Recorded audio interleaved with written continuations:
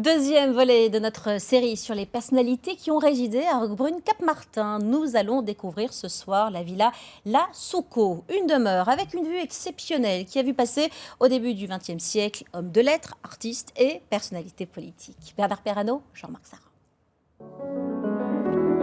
André Gide disait de la villa La Soucot qu'elle était une oasis d'artistes. Virginia Woolf ne l'aimait pas, car trop loin de la ville.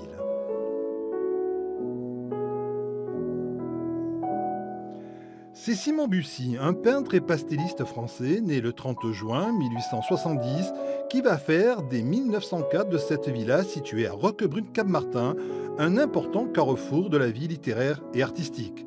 André Matisse et Eugène Martel séjourneront à La Soucot. Ici vont se croiser des artistes et des hommes politiques. On cite évidemment Paul Valéry, on cite le maréchal Foch, le maréchal Joffre. Parmi un fouillis de tamaris et d'orangers, la demeure fait face à la Méditerranée.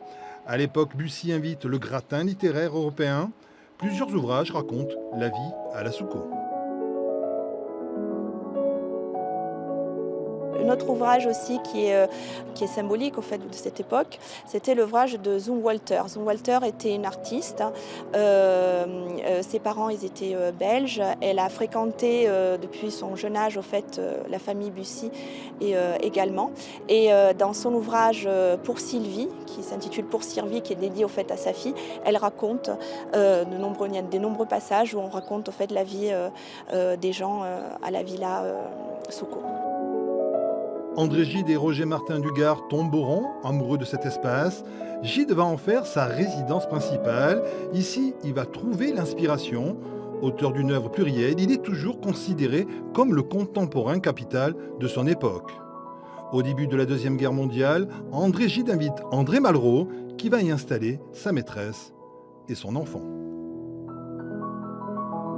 En fait, c'était un lieu où il voulait surtout mettre à l'abri sa compagne et son enfant. Et lui, il voulait aussi se ressourcer en quelque sorte et continuer à écrire. Grâce au calme de La Soucot, Malraux va reprendre l'écriture, mais surtout, il peut continuer son activité de résistant. Comme on était proche de la mer, c'était la zone libre. Il aurait pu à tout moment en fait partir en résistance vers l'Afrique. La villa appartient aujourd'hui à une famille italienne. La Soucot garde à tout jamais l'âme de tous les artistes qui se sont succédés.